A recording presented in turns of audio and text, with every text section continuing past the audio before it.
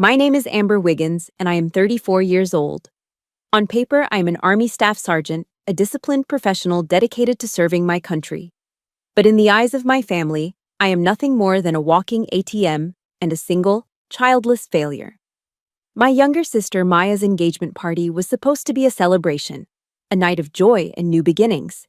Instead, it ended with me standing frozen in the middle of a crowded, upscale Ruth's Chris steakhouse, while Maya laughed and threw a glass of red wine all over my dress blues. She pointed a manicured finger at my face, right in front of her fiancé, a proud Army Ranger, and sneered, "Stop the act, Amber. You're just a secretary who types on a computer all day. Don't embarrass Eric with those fake medals you probably bought online." My mother sat right there, witnessing the humiliation, and didn't say a single word to defend me. She simply whispered, "Amber, go change. You're upsetting your sister." They thought I would bow my head and take it, just like I always do. But they didn't know that the man Maya was trying so desperately to impress, that arrogant Ranger fiancé, had just locked eyes on something pinned to my uniform. Something hidden beneath the wine stain that would make him snap to attention and call off this wedding immediately. Let me know in the comments what state you are watching from, and please hit that subscribe button if you have ever been looked down upon by your own flesh and blood. This story is the counterattack for every forgotten child who has carried the weight of the world in silence. But before that glass of wine shattered my patience, I have to tell you about the drive that led me straight into hell. I rested my forehead against the steering wheel of my beat-up Toyota Camry. The air conditioning was blasting, hitting the back of my neck with a chill that did absolutely nothing to soothe the pounding headache behind my eyes. 36 hours. That was how long I had been awake. I had just spent the last day and a half locked inside a windowless CIF, a sensitive compartmented information facility deep in the bowels of the Pentagon. I'd been analyzing terabytes of drone surveillance data, cross-referencing intel reports, and making split-second assessments to ensure a SEAL team didn't walk into a sophisticated ambush in Syria. My eyes burned as if someone had rubbed sand in them. My stomach churned, empty except for the acid of stale black coffee that had been my only fuel. I looked down at myself. I was still wearing my Army service uniform, the dress blues. I should have changed into civilian clothes hours ago. I should be wearing jeans and a t-shirt. But a red alert had come down the pipe at the last minute, forcing me to brief a 2-star general directly before I could even think about clocking out. By the time I was dismissed, I was too exhausted to find a bathroom and change. I just wanted to go home. I wanted to stand under a hot shower until the water turned cold and then sleep for 12 hours straight. But I couldn't. Tonight was Maya's night. It was always Maya's night. I lifted my head and put the car in gear, merging onto I-95. The traffic was a nightmare, gridlocked as far as the eye could see, which was typical for a Friday afternoon in D.C. The red taillights stretched out like a river of blood ahead of me. Suddenly, the silence of the car was shattered. My phone, connected to the Bluetooth, began to buzz violently. It wasn't a phone call. It was a barrage of text messages, arriving one after another like machine gun fire. Ding. Ding. Ding. I glanced at the dashboard screen. From Mom. "Don't forget to stop by the bakery and pick up the cake. It's the one we ordered, the $200 custom one. Make sure they don't smear the icing." From Maya. "You better not be late, Amber. Eric hates people who run on civilian time. Don't embarrass me." Another one from Maya, seconds later. "Oh, and remember to transfer the deposit for the dinner to the restaurant ASAP. My card got declined again. Oops." I gripped the steering wheel so hard my knuckles turned white. 15 messages in the span of 2 minutes. Not a single one of them asked, "Hey, Amber, are you okay?" Not one of them asked, "Did you have a hard shift?" Or, "Did you get home safe?" To them, I wasn't a soldier who had just spent 36 hours ensuring national security. I wasn't a staff sergeant with a clearance level higher than most people even knew existed.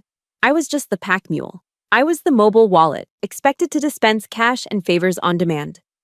I pulled over onto the shoulder of the highway, my hands shaking. The urge to just turn the car around was overwhelming. I could turn off my phone. I could drive back to my small, overpriced apartment in Alexandria, lock the door, and let them figure it out. I could let Maya's card stay declined. I could let them eat cake from a grocery store. But then, my father's voice echoed in my head, a recording that had been playing on a loop for 20 years. You're the big sister, Amber. You have to sacrifice. Maya is delicate. You're strong. It's your job to take care of her. That toxic mantra had been my prison cell since I was 14 years old. I thought about Jocko Willink, whose podcast I listened to religiously on my morning commutes. Discipline equals freedom. That was the code I lived by. Discipline kept me sharp when I was analyzing targets. Discipline kept me awake when everyone else was sleeping. But right now, my discipline felt less like freedom and more like a shackle. Don't blame, take ownership. That was another Jocko-ism. But who was I taking ownership for? My own life? Or the life of my 29-year-old sister who still lived like a teenager on her parents' dime? I let out a breath that shuddered in my chest. I grabbed my wallet from the passenger seat, pulled out my credit card, and punched the numbers into my phone to pay the Ruth's Chris invoice online. $3,000. Just like that. That was 2 months of rent for me. That was my entire savings from the last deployment bonus, gone in a single transaction to pay for steaks and wine I wouldn't even enjoy. Transaction approved, the screen flashed. I tossed the phone back onto the seat. I looked at myself in the rearview mirror. The dark circles under my eyes were visible even through the light layer of foundation I had applied in the Pentagon parking lot. I smoothed down the lapel of my jacket. I ran my thumb over the ribbons on my chest. The service ribbon, the marksman badge. And then, I touched the one that mattered most. The one partially hidden under the fold of my jacket so it wouldn't draw attention. The JSOC unit patch. Task Force. The world outside, the civilians in the cars crawling past me on I-95. And certainly my own family. They had no idea what the weight of these pieces of metal actually meant. To them, it was just a costume. Colorful jewelry. Maya called them my participation trophies. I put the car back in drive and pressed the gas pedal, forcing the old Camry back into the flow of traffic. I wasn't driving toward a sanctuary. I was driving toward a different kind of battlefield. There would be no IEDs, no insurgent chatter to monitor, no drone feeds to watch. But there would be words. And in my family, words were sharper than shrapnel. Ruth's Chris Steakhouse was waiting. And so was hell. I just hoped my armor was thick enough to survive the night. The notification on my phone screen glowed in the dim cabin of the car. Payment successful, $3,000. $3,000. Just like that. I stared at the number, but my mind didn't stay in the present. That number was a key, unlocking a door I usually kept bolted shut. It dragged me backward, through a timeline of receipts and invoices that marked my life not by years, but by how much I had cost myself to keep my family afloat. I remember being 18 years old. Most kids my age were worrying about prom dates or college applications. I was working 3 jobs. My mornings started at 5 a.m. under the fluorescent lights of McDonald's, flipping hash browns. In the afternoons, I restocked shelves at the public library, inhaling the dust of old books. And my nights? I spent them answering calls at an answering service center until my voice went hoarse. I saved every single dime. I didn't buy clothes. I didn't go to the movies. I ate the free shift meals at McDonald's so I could hoard my paycheck. It took me 6 months to scrape together $1,500. It felt like a fortune. With shaking hands, I bought a beat-up Ford Taurus from a neighbor. It had rust on the wheel wells and smelled like stale cigarettes. But to me, it was a chariot. It was my ticket out. It was freedom. But the day I drove it into our driveway, beaming with pride, my father didn't smile. He didn't say, "Good job, Amber. I'm proud of your hard work." He stood on the porch, arms crossed, and looked from the car to me. "Maya needs a way to get to her classes at the community college," he said, his voice devoid of negotiation. "You're strong, Amber. You can take the bus. The walk to the stop will be good exercise for you." Just like that, the keys were snatched from my hand before I had even put the car in park. My freedom was transferred to Maya, who hadn't worked a day in her life. 2 weeks later, the call came at midnight. Maya had driven the Taurus into a telephone pole after a party. She was drunk. She was fine, not a scratch on her. But my car, my $1,500 of sweat and grease, was totaled. A crumpled piece of metal in a tow yard. When I got home, my parents weren't yelling at Maya for driving under the influence. They weren't lecturing her about responsibility. They turned to me, their faces twisted in disappointment. "Why did you buy such an old piece of junk, Amber?" my mother asked, shaking her head. "The brakes were obviously bad. You could have killed your sister with that death trap." That was the first lesson I learned in the Wiggins household. My assets were community property, but Maya's mistakes were my liabilities. The memories shifted, darker now. I was no longer a teenager flipping burgers. I was a recruit in boot camp. My feet were covered in blisters that had burst and bled into my socks. The cold of the Missouri winter seeped into my bones during our night marches. I was exhausted, pushed to my physical and mental limits, screaming cadence until my throat bled. In those rare, precious moments of downtime, while other recruits were reading loving letters from home filled with encouragement and care packages of cookies, I would open my envelopes. They were from my mother. But there were no words of pride. There was no, "Stay strong, honey." There were only numbers. "The electric bill went up this month because of the heat wave," she wrote in her loopy cursive. "Maya needs braces. The orthodontist says it's urgent. Your father's back is acting up again. He can't work overtime." They didn't see my enlistment as service to the nation. They didn't see the uniform. They saw me as a migrant worker who had gone off to a foreign land solely to send remittances back to the village. I wasn't a soldier. I was a breathing ATM, programmed to dispense cash whenever they pushed the button of guilt. And then there was the career. My career. Maya loved to introduce me to her friends, and especially to her boyfriends, as my sister, the secretary.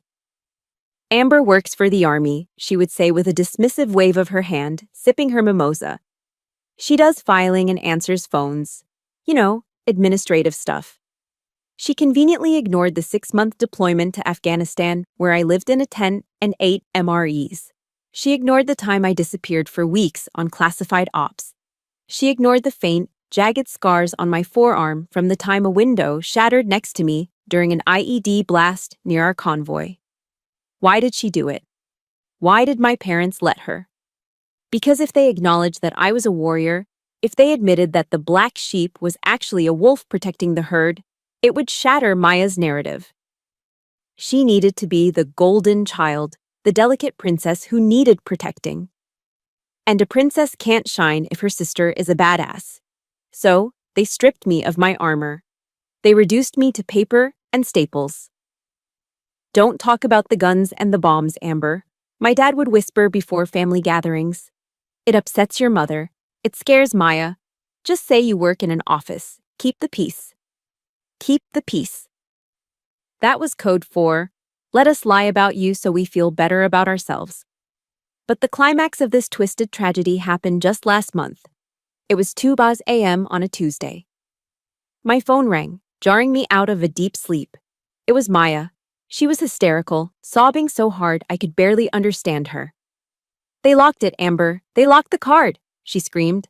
"The venue needs the deposit by morning or they're giving our date to someone else. Eric will leave me. He'll leave me if I can't plan a simple wedding." "Do you want me to die alone? Is that what you want?" She wielded fear and guilt like a master swordsman. She knew exactly where to strike.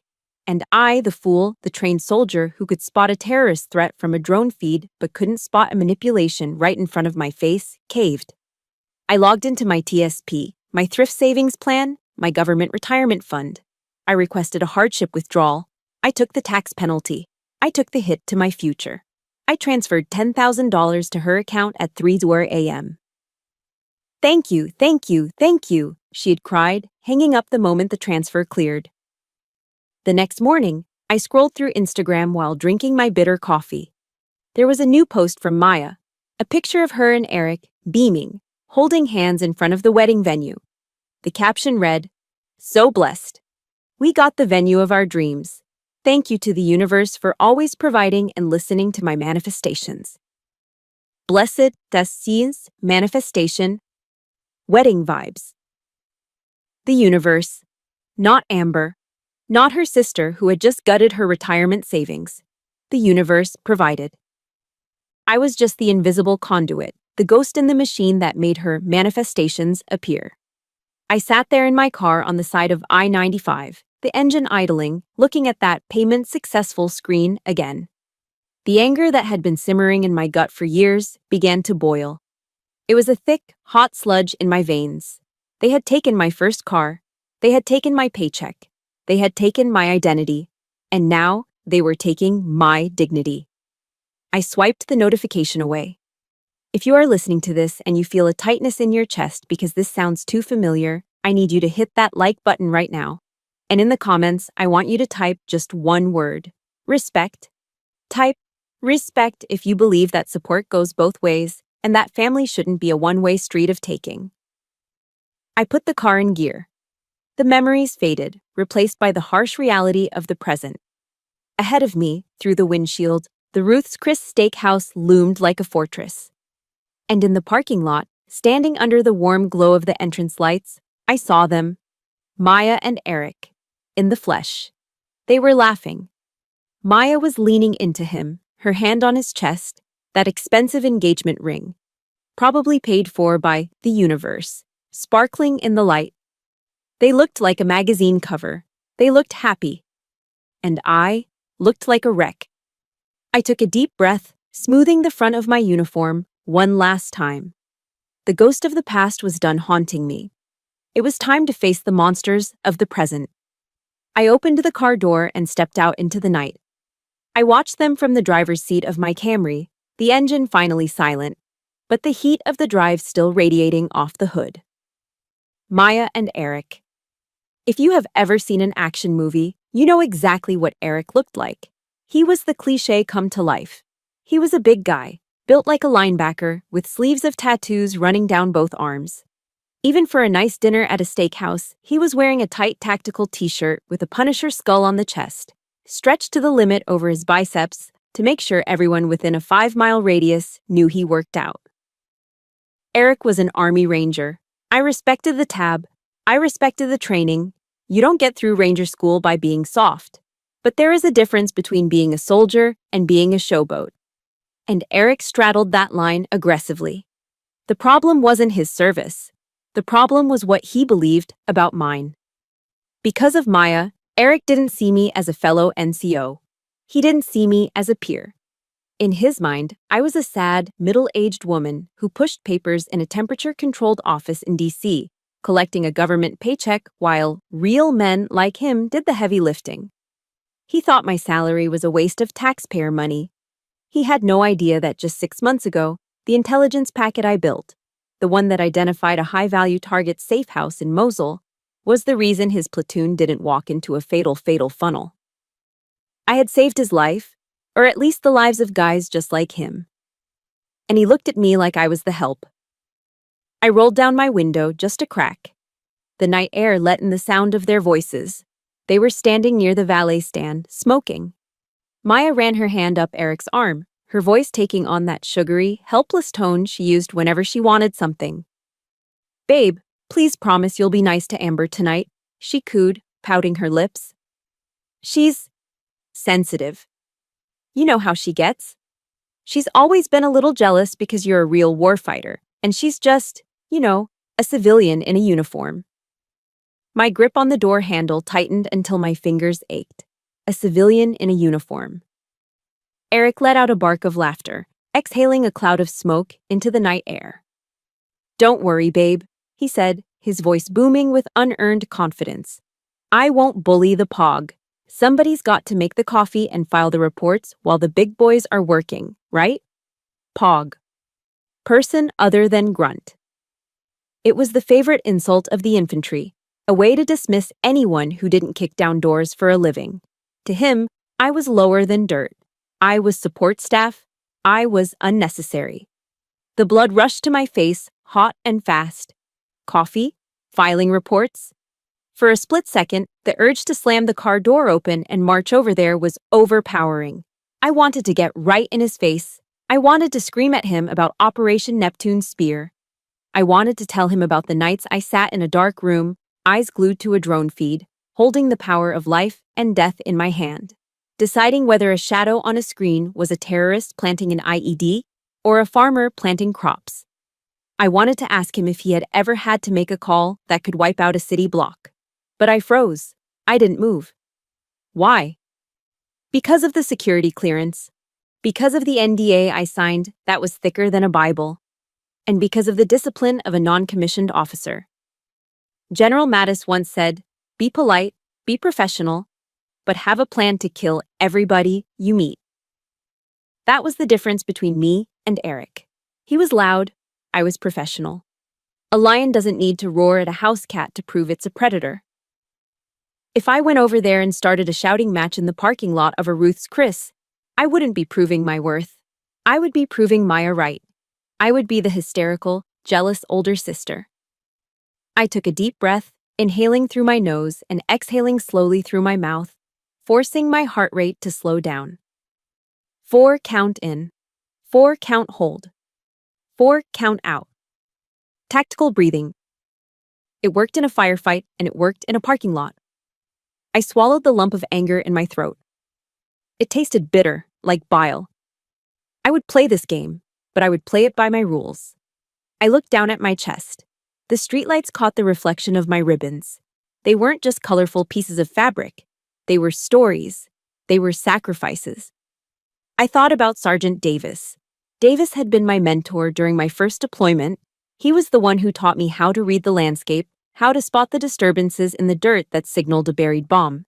He was the best soldier I ever knew. And he died 3 feet away from me when our vehicle hit a pressure plate I hadn't seen. He died so that people back home, people like Maya, people like my parents, could sleep safely in their beds. He died so Eric could stand there in his tight t-shirt and run his mouth. To let them turn this uniform into a joke, to let them reduce my service to making coffee, was an insult to Davis's memory. It was a desecration. I made a vow right then and there, sitting in the dark of my car. I swore on the ghost of Sergeant Davis that I would not let anyone disrespect this uniform tonight. Not my sister, not my parents, and certainly not some arrogant ranger who thought he owned the world. I opened the door. I stepped out, my boots hitting the pavement with a solid, heavy thud. I adjusted my beret, pulling it down just right over my eye. I straightened my jacket, ensuring the hidden patch was still concealed but present, a secret weapon waiting to be deployed. I wasn't walking into a dinner party.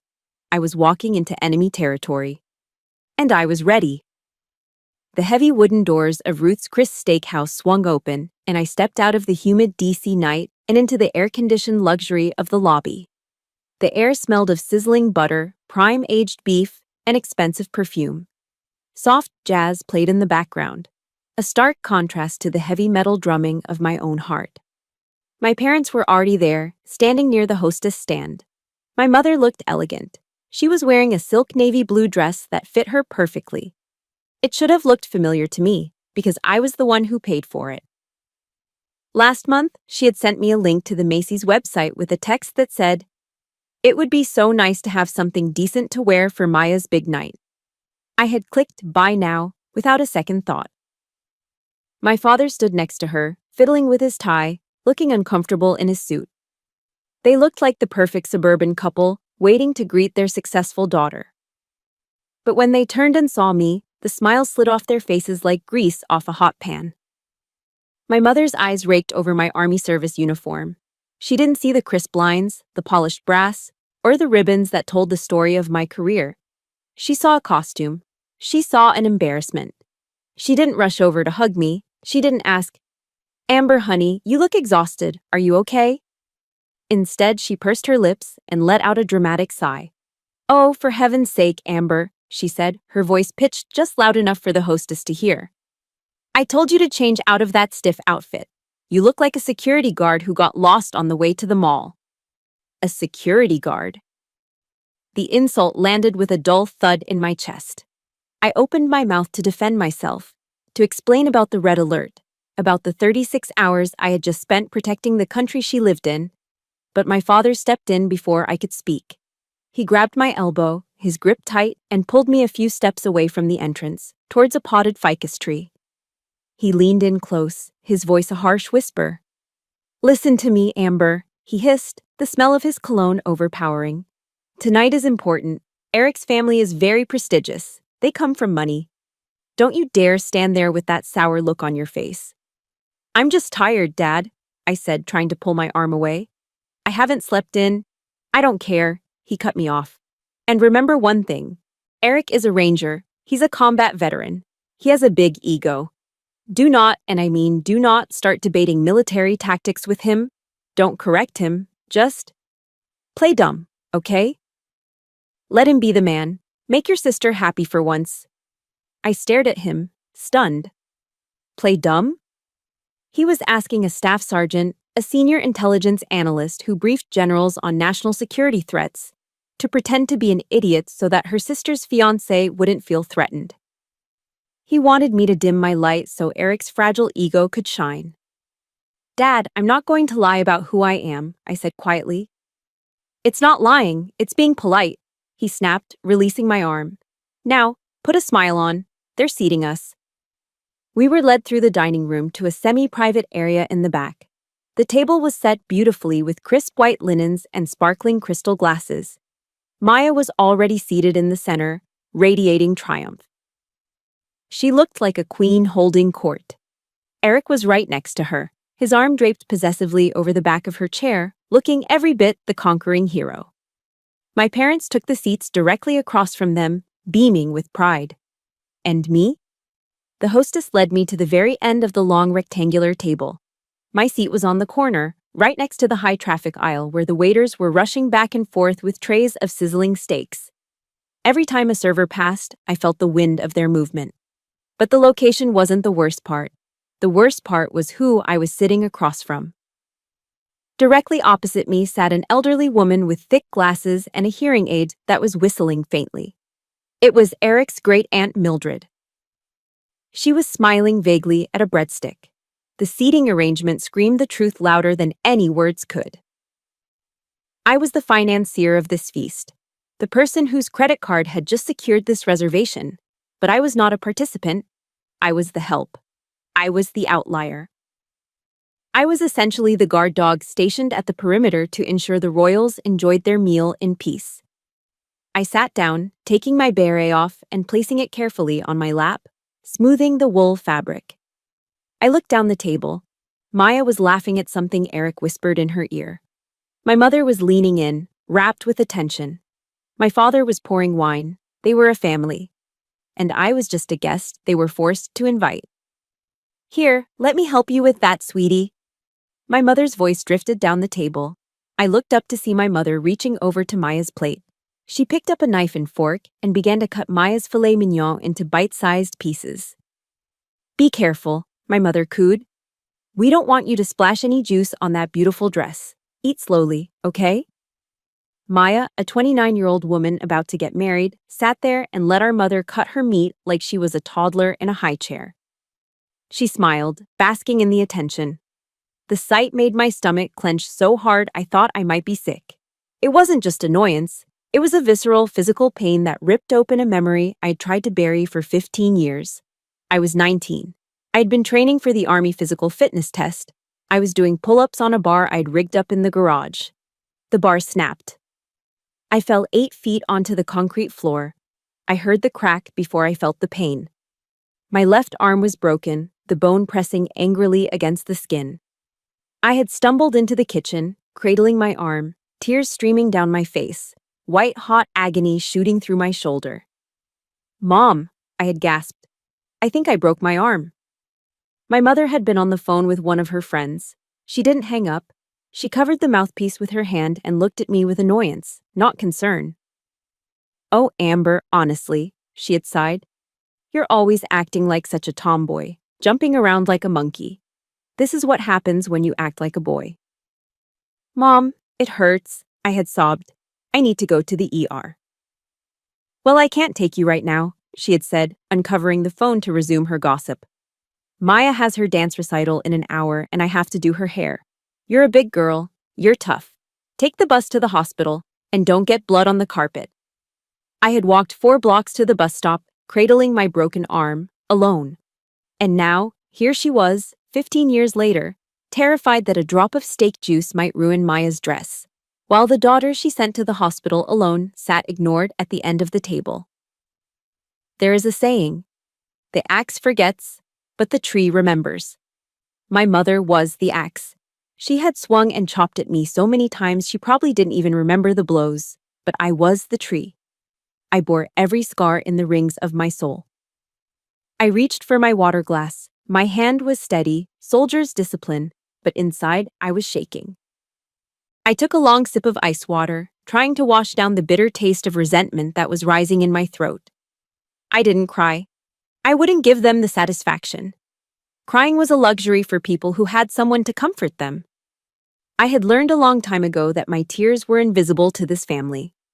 I set the glass down. The condensation was cold against my fingertips. I took a breath. I was Amber Wiggins. I was a staff sergeant. I had survived war zones. I could survive a dinner. But as I looked up, I saw Eric leaning forward, a malicious glint in his eyes. He raised his wine glass, looking down the table directly at me. The silence was over. The attack was about to begin. The waiter arrived, placing a plate in front of me with a theatrical flourish. "Caution, madam," he warned. "The plate is 500 degrees." A thick ribeye steak sizzled violently in a pool of melted butter, the sound aggressive and loud, mirroring the boiling rage inside my chest. Around the table, everyone else was served. Expensive bottles of Cabernet Sauvignon were uncorked, the dark red liquid flowing into crystal glasses. Maya stood up, tapping her fork against her wine glass. Clink, clink, clink.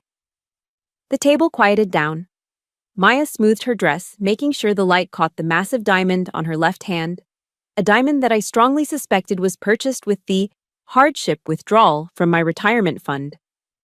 "I just want to say a few words," Maya began, her voice trembling with practiced emotion. "Thank you all for coming tonight. It means the world to Eric and me." She paused for dramatic effect, her eyes scanning the table before landing on me with a pitying smile. "And a special thank you to my big sister, Amber." My heart jumped a beat. For a split second, a foolish, childlike hope flared in my chest. Maybe she's going to acknowledge me. Maybe she's going to say thank you for the money. "Amber," she continued, "I know how hard it was for you to come here tonight. I know how busy you are with your office work, and I know how much you hate parties and being around people. So thank you for making the sacrifice to leave your little bubble for us." A ripple of polite, condescending laughter went around the table. The hope in my chest died instantly, strangled by her words. It wasn't a thank you. It was a backhanded compliment, a verbal slap disguised as a caress. In 3 sentences, she had managed to belittle my career as office work and paint me as an antisocial hermit who hated fun. I forced a tight, polite smile, gripping my napkin under the table until my knuckles turned white. "You're welcome, Maya," I murmured. Eric, emboldened by the laughter and perhaps the 2 scotches he'd had at the bar, leaned forward. His eyes were glassy, swimming with arrogance. "Yeah, Amber," he boomed, his voice carrying across the restaurant. "Maya tells me you work in HR or something? Personnel files? That must be thrilling." He chuckled, looking around the table to ensure he had an audience. His cousins and friends snickered. "It's intelligence analysis, actually," I said, my voice steady but quiet. Right, Intel. You guys stare at spreadsheets all day." Eric waved his hand dismissively. "Let me ask you a serious question, though. Since you're wearing the uniform and all, do you actually know how to shoot a gun? Or are you only qualified on the stapler?" The table erupted. "Watch out, Eric!" one of his groomsmen shouted from the other end of the table. "She might give you a nasty paper cut. That's a kill shot in the admin world." "Death by PowerPoint," another one yelled. They were howling now, wiping tears from their eyes. I sat there, frozen. The heat from my sizzling steak plate was nothing compared to the heat rising in my face. It wasn't just embarrassment. It was the feeling of being stripped naked and whipped in the town square while the villagers cheered. I looked across the table at my parents. "Help me," my eyes pleaded. "Dad, you know the truth. You saw my qualification scores." "Mom," You drove me to karate practice for 6 years until I got my black belt. You know I can take care of myself. Tell them. My father met my gaze. For a second, I saw a flicker of discomfort. But then, he looked at Eric, the ranger, the son-in-law he had always wanted. And he made his choice. He laughed. "Oh, Eric, stop teasing her," my father said, raising his glass in a toast to Eric's father. "Amber is a lover, not a fighter. She's gentle. She doesn't know anything about guns or combat. She's book smart, you know? Good at school, bad at life." My mother nodded in agreement, sipping her wine. "Amber hates violence. She gets squeamish if she sees a spider." They denied me. Right there, in front of strangers, they erased my identity. They took the soldier, the marksman, the survivor, and they buried her under a pile of lies just to make Eric feel big. That denial hurt more than Eric's insults. Eric was just a bully. But my parents? They were traitors. Something inside me snapped. It wasn't a loud snap. It was the quiet, terrifying click of a safety being disengaged. The ticking bomb that had been counting down inside me for 20 years finally hit zero. I didn't yell. I didn't flip the table. I moved with the slow, deliberate precision of a predator acquiring a target. I picked up my water glass and took a sip, letting the silence stretch out. The laughter at the table died down as they waited for me to look embarrassed or look away. Instead, I set the glass down and locked eyes with Eric. I didn't blink. I stared straight into his pupils, channeling every ounce of command presence I had earned over 15 years of service. "Actually, Eric," I said, my voice cutting through the ambient noise of the restaurant like a knife. It wasn't loud, but it was projected perfectly. "I don't work in HR, and regarding your question about shooting..." I leaned forward slightly, just enough to intrude on his personal space from across the table. My last qualification on the M4 carbine was 40 out of 40 on pop-up targets, expert badge, and I shot a perfect score on the M9 pistol qualification last week. I tilted my head, keeping my eyes locked on his. "What was your last score, Eric? Did you hit 36, or did you have an off day?" The silence that fell over the table was absolute. It was heavy and suffocating. Eric's smile froze on his face. His eyes widened slightly. He hadn't expected the secretary to know the metrics. He hadn't expected the book-smart girl to have a shooter's gaze. 40 out of 40 is a perfect score. It's rare, even for infantry, even for rangers on a bad day. It requires not just skill, but ice-cold nerves. For a moment, nobody moved. The only sound was the whistling of Aunt Mildred's hearing aid. Then Maya gasped. She glared at me, her face flushing red with indignation. "Amber," she hissed, her voice vibrating with shock. "What are you doing? Why are you being so rude?" I sat back in my chair, picking up my fork and knife. My heart was pounding, adrenaline flooding my system like a drug. It was the same feeling I got right before a raid. The fear was gone. There was only clarity. "I'm just making conversation, Maya," I said calmly, cutting a piece of my steak. Eric asked a question. I answered it. I put the steak in my mouth and chewed. It tasted like victory. But as I looked at Maya, I saw her hands shaking. She wasn't just embarrassed, she was furious. I had broken the script. I had stepped out of my role as the punching bag. And the princess was about to strike back. Maya exploded. It wasn't a slow burn. It was an instantaneous, volcanic eruption triggered by the one thing a narcissist cannot handle, being upstaged. She stood up so abruptly her chair scraped loudly against the wooden floor, a harsh screech that cut through the ambient noise of the restaurant. Her face, usually so perfectly composed with layers of expensive makeup, was contorted into a mask of ugly, red fury. "Can you just stop?" she shrieked.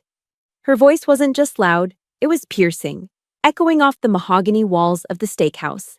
"You always do this. You always have to make everything about you." Conversations at nearby tables stopped. Heads turned. A waiter carrying a tray of martinis froze mid-step. We had become the show. We were the spectacle everyone pretends to ignore while desperately listening to every word. I'm not doing anything, Maya, I said, keeping my voice low and level. I remained seated, my back straight, my hands resting calmly on the table. It was the posture of someone de-escalating a hostile locale during a patrol. Sit down, you're making a scene. I don't care if I'm making a scene, she yelled, pointing a manicured finger at my face. You're just jealous. You're jealous because Eric is a real hero, a real man who fights for his country, and you're just nothing. You're a zero. You're a bitter old spinster in a Halloween costume trying to steal my spotlight. Zero. Halloween costume. The words were designed to hurt, to dig into the insecurities she thought I had. But they bounced off me. I had been called worse by Taliban insurgents. I looked at her calmly, almost pitying her lack of control. But my calmness was gasoline to her fire. She wanted a fight. She wanted me to scream back, to cry, to break down so she could be the victim again. And because I wasn't giving her that satisfaction, she decided to take it by force. Her hand shot out and grabbed her wine glass.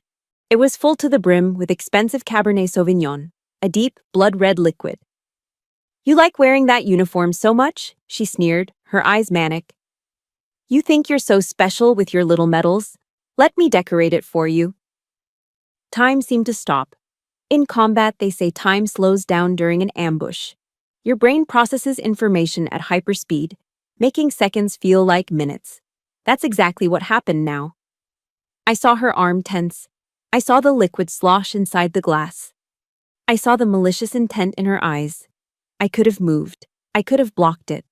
My reflexes were faster than hers. I could have caught her wrist and snapped it before she even finished the motion. But I didn't. I sat there, unmoving as a statue. I let it happen. I needed everyone to see exactly who she was. Maya swung her arm. The wine left the glass in a perfect crimson arc. It hung in the air for a fraction of a second, shimmering under the warm lights of the chandelier, beautiful and destructive. Then, it hit me. Splash. The liquid slammed into my chest. It was cold, shockingly cold against the warmth of my skin. It soaked instantly into the dark blue fabric of my jacket. It splashed up onto my face, stinging my eyes. It dripped down onto the pristine white collar of my shirt, staining it a violent pink. It ran over my ribbons, over the marksman badge, over the service stripes, turning my career achievements into a sticky, dripping mess. The smell hit me next, the overpowering scent of alcohol and grapes. I sat there, blinking the wine out of my eyelashes. A single drop rolled down my nose and fell onto my hand. The restaurant was dead silent. The jazz music seemed to have stopped, or maybe my brain just tuned it out. No one moved, no one breathed. Even the kitchen staff had paused in the doorway. Maya stood there, panting slightly, the empty glass still clutched in her hand. For a second, she looked triumphant. A smirk played on her lips. But then, as the silence stretched on, dragging into an uncomfortable eternity, the smirk faltered. She looked around and realized that no one was cheering. Eric opened his mouth to laugh. I could see it in his face. He wanted to make a joke, to break the tension, to side with his fiancé. He let out a short, nervous, heh. But then I stood up. I pushed my chair back slowly. The sound was deliberate. I rose to my full height. Wine dripped from my chin. It dripped from my elbows. It pooled on the floor by my boots. I didn't wipe it off. I didn't try to clean myself. I just looked at them. I looked at Maya. Then I looked at Eric. I didn't say a word. I didn't need to. In the military, we talk about command presence, the ability to project authority without speaking. But this was beyond that. This was killing intent. It was the cold, hard look of someone who has seen death and isn't afraid to deal it out. Eric's laugh died in his throat. He choked on it. His eyes darted from my face to the stain on my chest, and I saw something change in his expression. Fear. Genuine, primal fear. He recognized the look in my eyes. It was the look of a predator that had just been poked one too many times. I turned my gaze to my parents. This was it. This was the moment. My sister had just assaulted me in public. She had desecrated a United States Army uniform. Surely this was the line. Surely this was where my mother would stand up and slap her. Surely this was where my father would demand an apology. I waited. My mother looked at me. She looked at the wine dripping onto the expensive carpet. She looked at the faces of the other diners staring at us in horror. Then she reached out and tugged on my father's sleeve. She leaned in, not to comfort me, but to distance herself from the embarrassment I represented. "Amber," she hissed, her voice loud enough for the entire table to hear. "Go to the restroom and clean yourself up, or just leave. Look at what you've done. You've upset your sister. Why do you always have to cause so much drama?" The world tilted on its axis. I upset her? I caused the drama? The wine was cold, but those words were ice picks driven straight into my heart. The armor I'd built around myself for 20 years, the armor of, they love me in their own way, the armor of, family is everything, shattered. It fell to the floor along with the red wine. There was nothing left to protect. There was no misunderstanding. There was no tough love. They didn't see me as a daughter. They didn't see me as a human being. I was just an inconvenience. I was a prop in their play that had malfunctioned, and now they were mad that I was ruining the scene. I looked at my mother, really looked at her, for the first time in years. I didn't see the woman who raised me. I saw a stranger. A weak, selfish stranger. If you are feeling the rage boiling in your blood right now, if you want to reach through the screen and scream for justice, please hit that like button. It helps this story reach more people who need to hear it. And in the comments, I want you to type "no more." Type "no more" if you agree that family ends where disrespect begins. I took a deep breath. The scent of wine was suffocating. I reached for a cloth napkin from the table and slowly, methodically, wiped the liquid from my face. "I'm leaving," I said. My voice was calm, terrifyingly calm. I turned to walk away. But as I turned, the movement caused my wet jacket to pull tight against my body. The lapel, heavy with wine, flopped open. And for the first time that night, the hidden patch on my uniform was exposed to the light. Eric's eyes, wide with panic, dropped to my chest. He blinked. He squinted. And then, his jaw dropped. He saw it. The game was over.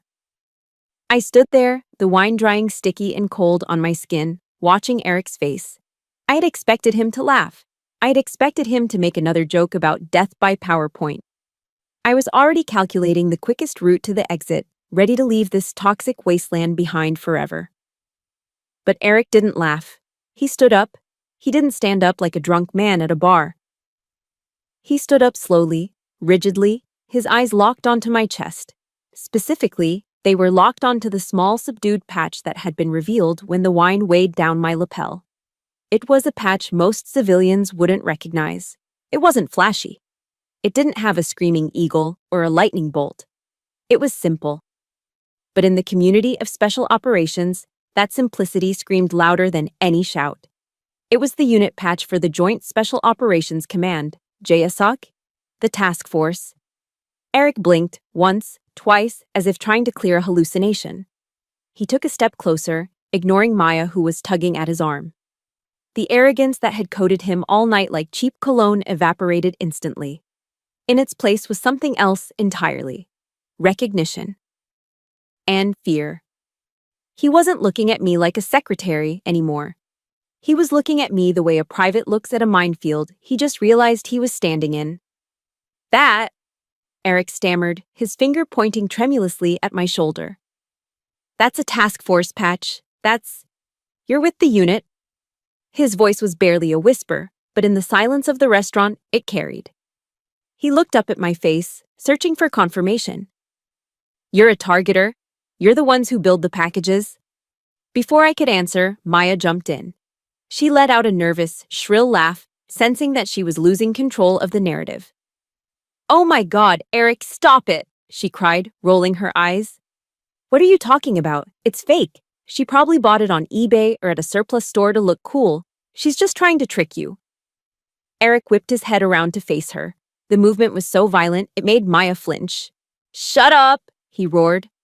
The entire restaurant gasped. My parents looked like they had been slapped. Maya froze, her mouth hanging open. This was her fiancé, her lapdog, her hero, and he had just barked at her like a drill sergeant. You don't know what the hell you're talking about, Maya, Eric continued, his face flushed.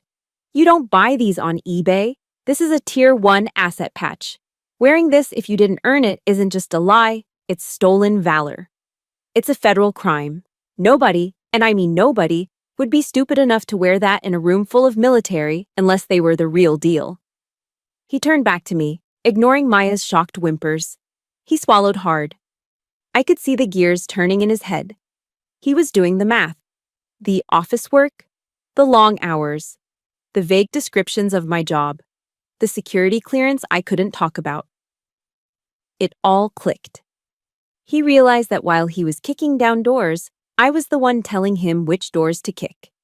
He realized that the secretary he had been mocking all night was likely the reason he was still alive to mock anyone. He took a deep breath, and then he did something that made my father drop his wine glass. Eric brought his heels together. Snap. The sound echoed on the wooden floor. He straightened his back, pulling his shoulders down, chest out. He assumed the position of attention, and then he raised his right hand to his brow. A crisp, perfect salute. Staff Sergeant Wiggins, he said. His voice wasn't slurring anymore. It was crisp, respectful, terrified. I apologize. I didn't know. I was out of line. I disrespected a superior NCO and a member of the task force. It won't happen again. The world seemed to tilt on its axis for my family. My mother was staring at Eric like he had grown a second head. My father was looking at me with a mixture of confusion and dawning horror. And Maya? Maya looked like her entire reality was crumbling. The man she had paraded around as her trophy, her proof that she was better than me, was now standing at attention, saluting the failure sister. I let him hold the salute for a long moment. I let the silence stretch. I let everyone in that restaurant soak in the image of the big, tough ranger submitting to the woman covered in wine stains. Slowly, lazily, I raised my hand. I gave him the casual, slightly dismissive return salute of a seasoned NCO who has seen it all. At ease, Ranger, I said calmly. You're making a scene. Eric dropped his hand instantly, but he remained standing at attention. He looked sick. He looked like he wanted to crawl into a hole. I'm so sorry, Staff Sergeant, he whispered again. I honestly thought... Maya told me. He stopped. His eyes hardened. He turned slowly to look at Maya, who was now shrinking in her chair, clutching her napkin. You told me she was a secretary, Eric said, his voice low and dangerous. She is, Maya squeaked, tears welling up in her eyes. She types, she files papers, it's the same thing. It is not the same thing, Eric shouted. She is an intelligence analyst for JSOC. Do you have any idea what that means? She hunts terrorists, Maya. She saves lives. She's probably done more for this country in one deployment than I have in my entire career. He looked at her with pure disgust. It wasn't just anger, it was revulsion. He looked at her like he had just realized she was rotting from the inside out. You lied to me, he said, shaking his head. You lied about everything. You made me disrespect a fellow soldier. You made me look like an idiot. You made me dishonor the uniform. Eric, please, Maya sobbed, reaching for his hand. It was just a joke. I just wanted you to be proud of me. I didn't want you to like her more than me. Eric pulled his hand away as if she were contagious. He looked down at the engagement ring sparkling on her finger, the ring bought with my retirement money. Proud of you, he scoffed. You're a liar, Maya, and you're a bully. I can't be with someone who treats their own family like this, and I definitely can't be with someone who disrespects the flag I fight for. He reached into his pocket and pulled out his car keys. The wedding is off, he said flatly. Maya let out a scream that sounded like a wounded animal. No, Eric, you can't. The venue, the guests, my life. You should have thought about that before you threw wine on a staff sergeant, Eric said. He looked at me one last time, nodded respectfully, and then turned on his heel. He walked out of the restaurant without looking back. I stood there, feeling the adrenaline begin to fade, replaced by a strange, hollow calm. I looked at the wreckage of the dinner party. My mother was gasping for air. My father was pale. Maya was sobbing into the tablecloth. It was over. The lie was dead. And I was the last one standing. Chaos erupted the moment the front door swung shut behind Eric. It was like watching a dam break. Maya let out a wail that was part scream, part sob, and collapsed back into her chair, knocking over a half-full glass of water. She was hysterical, clawing at the tablecloth as if she could physically drag Eric back into the room by sheer force of will. "He's gone! He's really gone!" she shrieked, her makeup running in black streaks down her face. "You ruined it! You ruined everything!" My parents were in a state of total panic. My father was looking at the door, then at Maya, then at me, his face pale and sweating. He looked like a man who had just watched his retirement plan walk out on two legs. But it was my mother who moved first. She didn't rush to comfort her sobbing daughter. She rushed at me. She grabbed my arm, her fingers digging into the wet fabric of my uniform. Her eyes were wild, filled with a frantic, selfish desperation. "Amber," she hissed, shaking my arm. "What have you done? Are you insane? You just destroyed your sister's happiness. You chased him away. Run after him, right now. Run after him and tell him it was a misunderstanding. Tell him you're sorry." I looked down at her hand clutching my arm. Then I looked up at her face. For 34 years, I'd looked at this woman and seen authority. I'd seen the matriarch I needed to please. I had seen the gatekeeper of the love I so desperately craved. But now I looked at her, and I saw a stranger. I saw a small, petty woman who cared more about saving face in front of a wealthy family than she did about her own daughter's dignity. She didn't care that I was covered in wine. She didn't care that I had been insulted. She only cared that the boat had been rocked. "Let go of me," I said. My voice was quiet, but it had the weight of a tank. My mother flinched and pulled her hand back as if she had been burned. "Amber, please," my father stammered, stepping forward. "We can fix this. Just go apologize. Eric is a reasonable man. We can smooth this over." "Smooth it over?" I laughed, a short, dry sound. "There is no smoothing this over, Dad. The bridge is burned, and I'm the one who lit the match." I reached into the pocket of my sodden jacket and pulled out my wallet. My fingers brushed against the leather, finding the folded piece of paper I'd printed out earlier that day. It was the receipt for the online payment I had made in the car. $3,000. I pulled it out and smoothed it flat on the table, right next to Maya's sobbing face. "Here," I said. "I paid for the dinner. The wine, the steaks, the cake. It's all covered." My father blinked, confused. "What? Why are you giving me this?" "Consider it a parting gift," I said, looking him dead in the eye. "Or better yet, consider it funeral costs."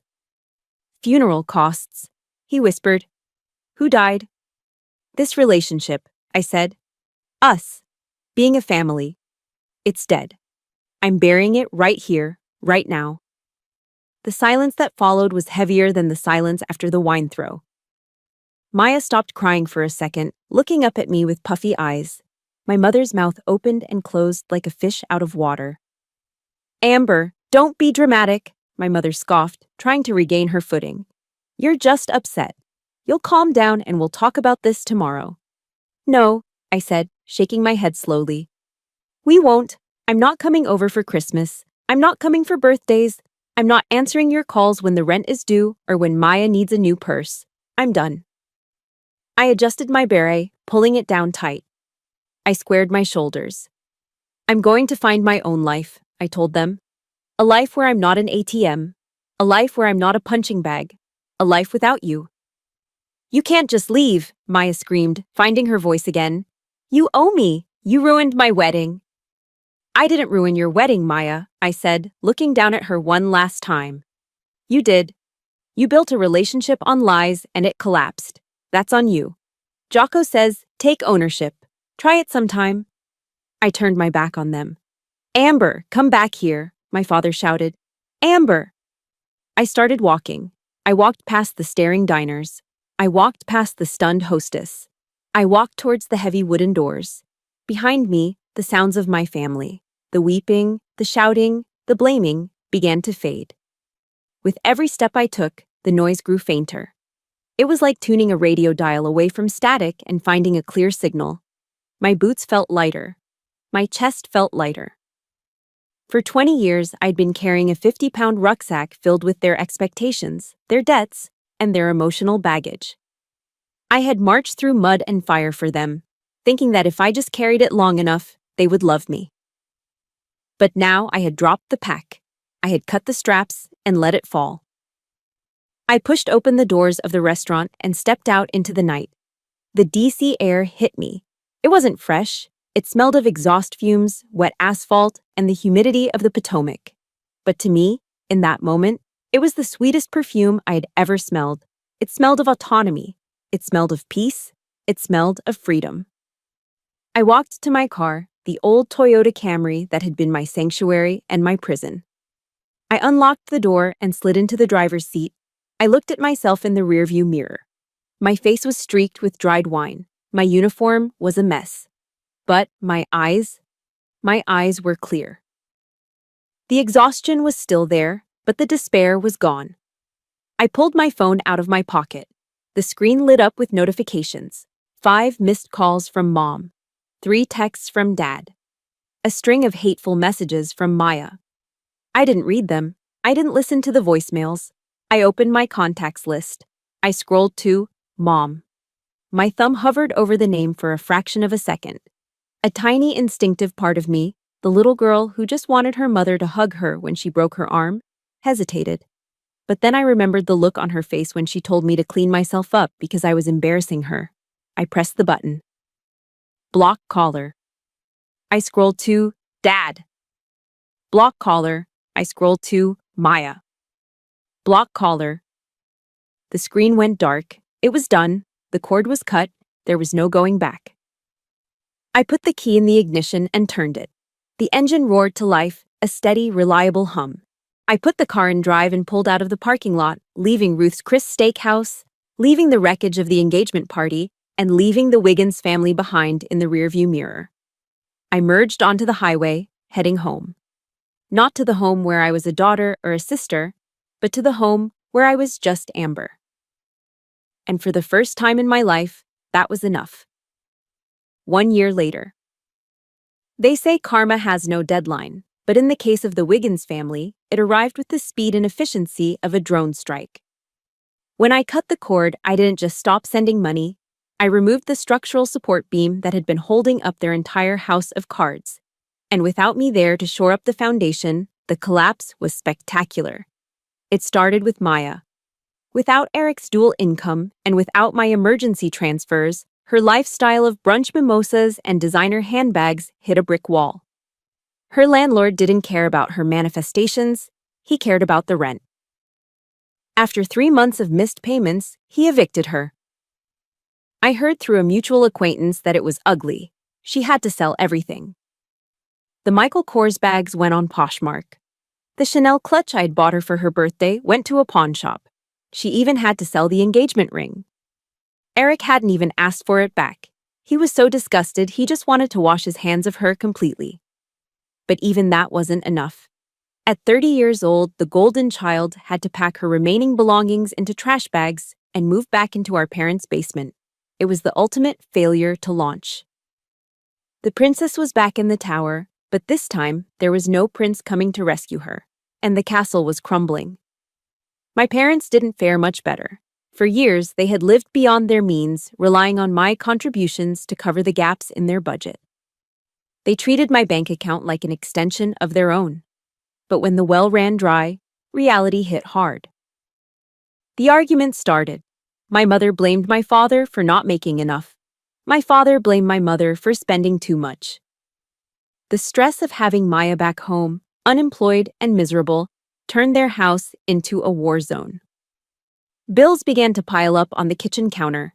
The electric company sent final notices. The property taxes they had ignored for 2 years finally caught up with them, threatening a lien on the house. They tried to call me, of course.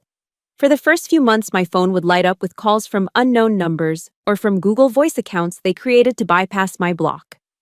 Voicemails filled up with a mix of guilt-tripping sobs and angry demands. Amber, pick up. We're family. Your sister needs help. How can you be so cruel? We raised you better than this. I never answered. I never listened past the first 3 seconds. I deleted them with the same detached professionalism I used to delete spam emails. They were finally experiencing the financial anxiety I'd carried for them for a decade. They were learning, the hard way, that the useless daughter was actually the only reason they hadn't drowned years ago. Meanwhile, my life was skyrocketing. It turns out when you aren't hemorrhaging thousands of dollars a month to support ungrateful relatives, you can build a pretty incredible life. 6 months after the incident at Ruth's Chris, I was promoted.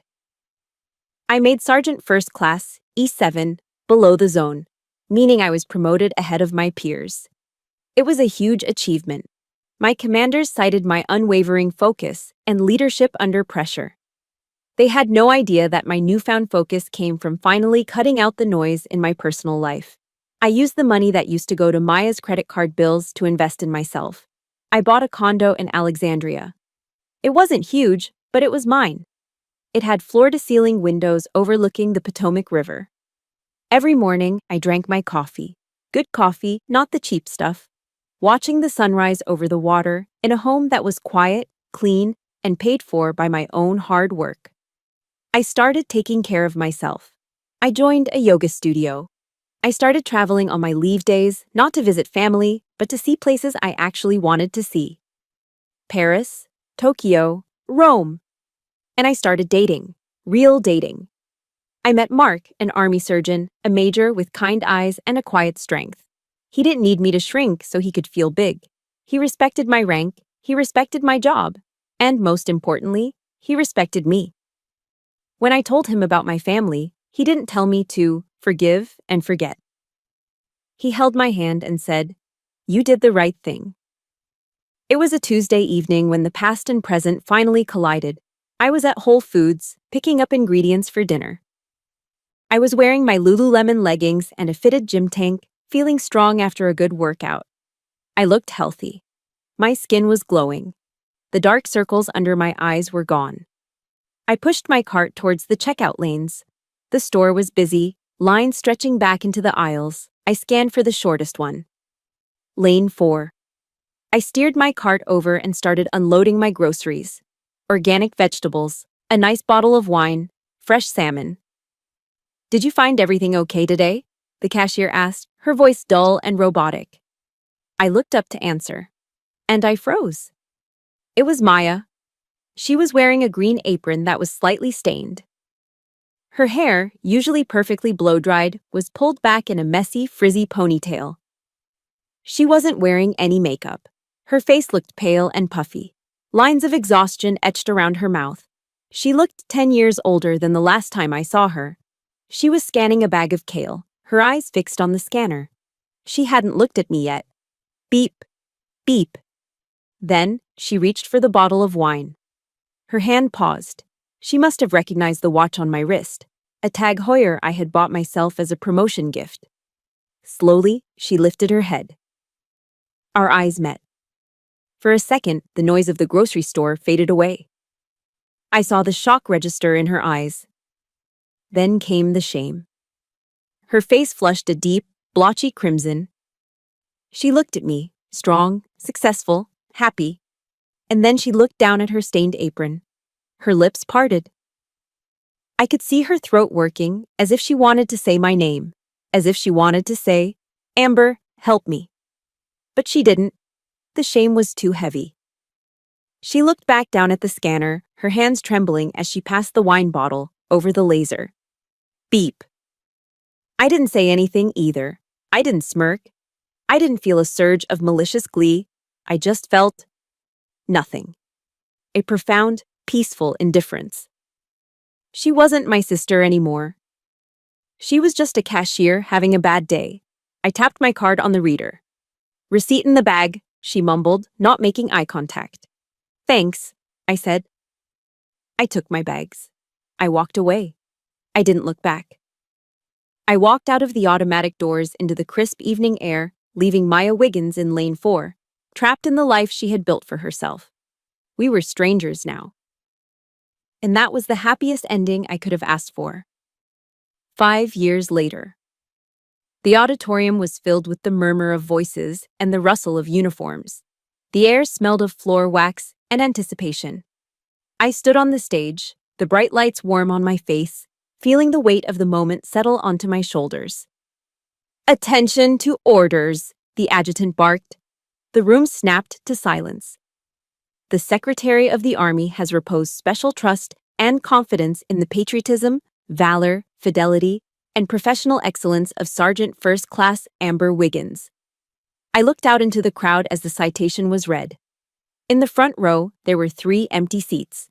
My parents weren't there. Maya wasn't there. 5 years ago, those empty seats would have been gaping wounds in my heart.